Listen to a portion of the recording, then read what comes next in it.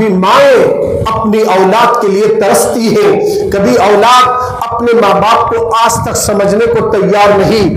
جو ماں تو بھوکا رہے تو ممتا تڑپتی ہے، جو تو بھوکا پیاسا رہے وقت پر گھر میں کھانا نہ کھائے ماں بھی پریشان باپ بھی پریشان ہوتے ہیں۔ ہر ماں باپ اپنی اولاد سے محبت کرتے ہیں۔ اللہ اکبر، یہ سید زادی اپنی بیٹیوں کو اب مسجد میں چھپا کر بٹھاتی ہے اور وہاں سے نکلی، شاید کئی محلے اور شہر کے اندر پہنچو، کوئی نہ کوئی ہماری مدد کرنے والا مل جائے۔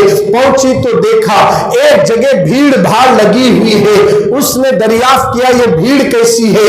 کہا ایک مسلمان امیر جو مالدار ہے وہ یہاں لوگوں کو کچھ مدد کرتا ہے، تقسیم کرتا ہے اناج، تو فوراً وہ بھی جا کر لائن میں کھڑی ہو جاتی ہے۔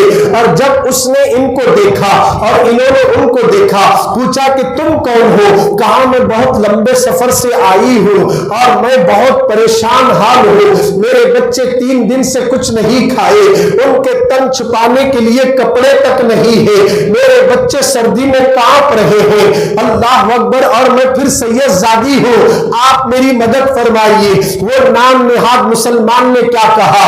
اچھا تم سید ہو، سید ہونے کی دلیل کیا ہے؟ تمہارے پاس ثبوت کیا ہے کہ تم سید ہیں؟ تو کوئی ثبوت تو پیش کرو۔ اب اس خاتون کی آنکھوں سے آنسو نکل پڑے، میں کیسے ثبوت پیش کروں؟ یہ گاؤں میں نبی ہوں، میرا گاؤں کوئی اور ہے، یہاں کوئی مجھے جانتا تک نہیں۔ اب وہ آنکھوں سے آنسو بہاتے ہوئے وہاں سے واپس لوٹ جاتی ہے، اس نے ان کی مدد نہیں کی۔ چلتے چلاتے ایک مقام پر پہنچی، وہاں دیکھا تو ایک ہجوم لگا ہوا تھا، پوچھا یہاں کیسا ہجوم ہے؟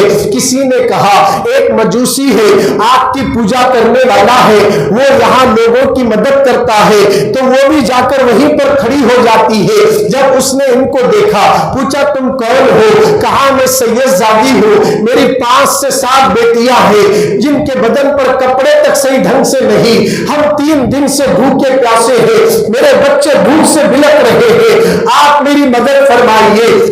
میں 3 دن سے بھوکی پیاسی ہوں۔ اتنا سننا تھا، جیسے ہی وہ آتش پرست جہنمی ہے جو کافر ہے جو آگ کی پوجا کرنے والا ہے، اس نے جیسے سیدی کا نام سنا، میں سید زادی ہوں، فوراً وہ تعظیماً کھڑا ہوا، اپنی بیوی کو آواز دیا جاؤ ان کے ساتھ جا کر ان کی بیٹیوں کو ساتھ لے کر میرے گھر لانا، ان کے لیے ایک کمرے کا انتظام کر دو، ان کے لیے پانی نہانے کا انتظام کر دو، ان کے بچوں کو ان کو کپڑوں کا بندوبست کر دو، ان کو کھانے کے لیے ان کی پسندیدہ غذائیں بنا دو اور ان کی خوب خدمت کرو۔ وہ خدمت میں لگا دیا، رات کا سناٹا چھا گیا، پوری دنیا خواب غفلت میں سو گئی۔ جو مسلمان مالدار تھا وہ خواب دیکھ رہا ہے، جس نے وہ سید زادی سے دلیل مانگا تھا کہ تو سید ہے سے ثبوت دے، وہ خواب دیکھتا ہے۔ خواب میں کیا دیکھ رہا ہے؟ قیامت کا میدان بپا ہے، میدان محشر لگا ہے،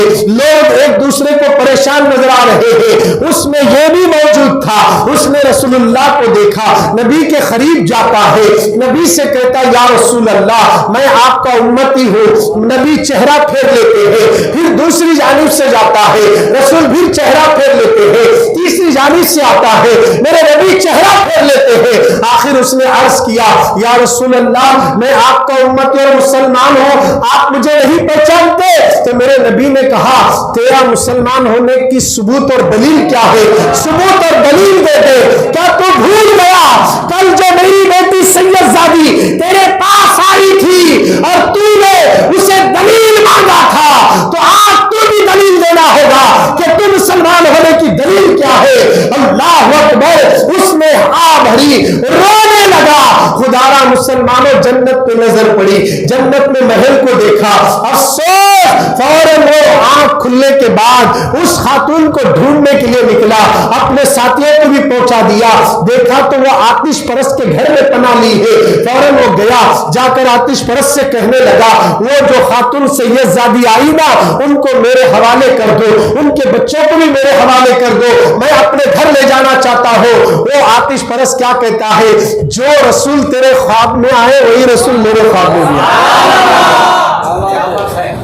جو تو نے جنت میں محل دیکھا ہے وہ محل میرا ہے، میرے نبی نے مجھے بتایا ہے، اور میں نے اس سید زادی کی خدمت کرنے سے اللہ نے میرے گھر میں اتنی برکت عطا کر دی کہ اس کی دولت سے میں بیدار ہوا تو فوراً اسی کے ہاتھ میں کلمہ پڑھ کے مسلمان ہو گیا۔ کیا بات سمجھ میں آ گئی؟ ایک کافر ہو کر سیدوں کا احترام کرے تو جہنمی جنتی ہو گیا، اور یہ مسلمان جو اپنے آپ کو مسلمان بول رہا ہے اور پھر حسین کے شربت کو نہیں مانتا، امام حسین کے کربلا کے تذکرے کو انکار کرتا ہے، خدارا مسلمانوں ابھی تو سب لو، جو نوجوان ابھی بھی کچے کام کے ہیں، جو اہل حدیث کی باتوں میں آ کر چلے جاتے ہو، خدارا نوجوانوں یہاں آپ کو حقیقت بتانا ہے کہ پوری دنیا میں اگر اسلام پھیلا اور پھلا ہے تو کسی جماعت کے بلبلے پر نہیں، حسین کے سر کٹانے سے پھیلا ہے۔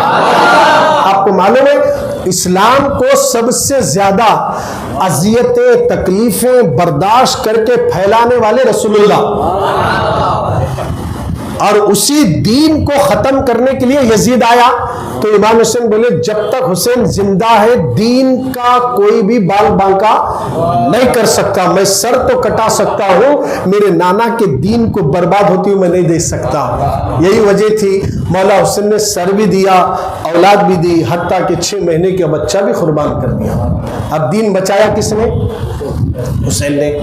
اب یہ دین لے کر یہ دین کے ٹھیکیدار بنے بیٹھے اہل حدیث والے، تبلیغی والے کہتے ہیں کہ دین کو ہم پھیلا رہے ہیں۔ ارے دین تمہارے پھیلانے سے کیا پھیلے گا؟